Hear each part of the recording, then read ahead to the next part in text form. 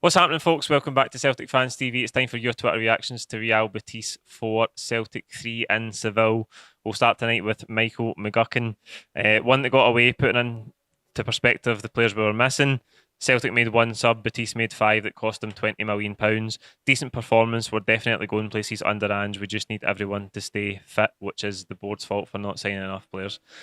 I see what Michael's saying there. It does feel like one that got away tonight, but I had that ominous feeling even when Celtic go 2-0 up away from home. Like, you just know there'll be spells in the game where we're all over the place defensively, where we're liable to leak goals at any time. And tonight we did that.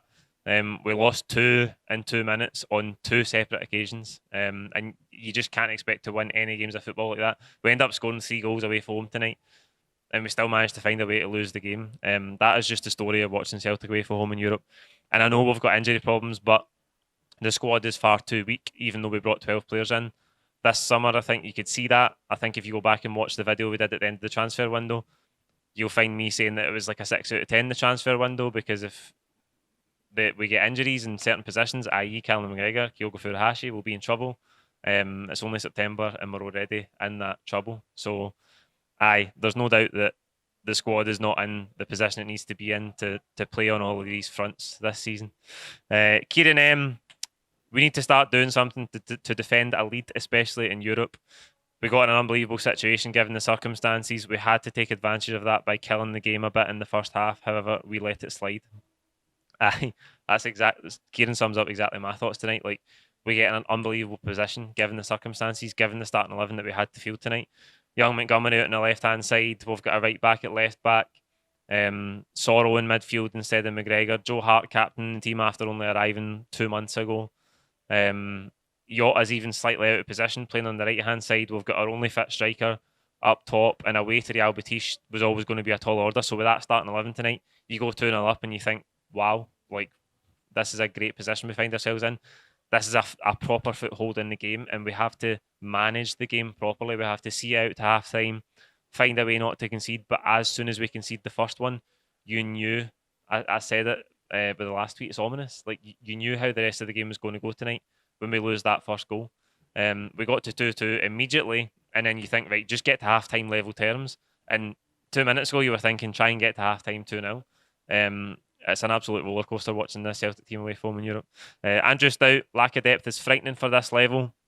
Playing an international right back at left back says it all. Needed at least 3 subs tonight to keep the energy levels up. A lot of tired bodies towards the end. Said at 2-0, it would be 3 or 4-2. Never confident away from home in Europe. Sorrow giving me the fear. I said, you see in a post-match pint, I said to the boys tonight at 2-0, like, probably going to end up losing this 4-2. 4-3 in the end, but why is it we have this feeling watching Celtic away from home in Europe? Like, we've seen it a million times, and we'll see it again. Like, I don't know if it's psychology, tactical, technical, like, what is it that we always find a way to lose goals, to panic, to get flustered. It just seems to be the way of it.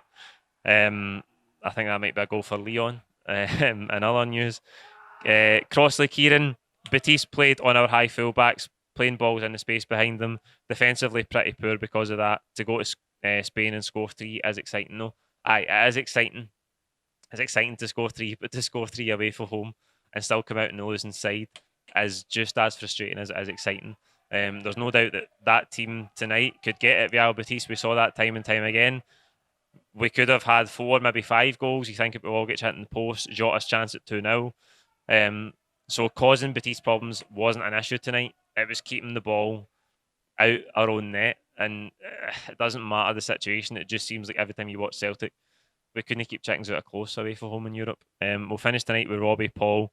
We signed up for this. Whoever can score the more goals, Lark, and against the better teams, we are going to lose that battle. So not surprising. I said that in the post-match pint as well. Like, we have to be aware that Ange Postecoglou said he's going to make the team impose their style on whoever the opponents are. We're going to attack as best we can at all times.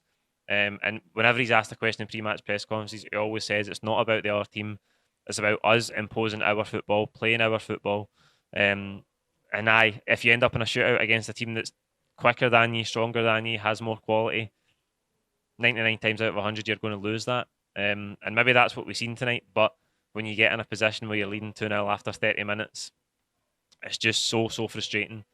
To number one, think we could end up losing this 4-2 or 4-3 as it ended up, and then to watch it play out in the same way that we've watched so many European away matches play out over the years. But that just seems a way of it. Next match day is Leverkusen at home. Got to try and get something because we don't want to be going into match day 3 against Ferencvaros with 0 points on the board. That will be a tall order, but we'll have the home crowd behind us. That's it for the Twitter reaction. Like this video, comment with your own thoughts below. Don't forget to subscribe if you haven't already. I'll see you on Saturday for the starting 11 prediction before the Livingston game, and then we'll have all of the normal match day content from the away day in Livingston as well. Cheers.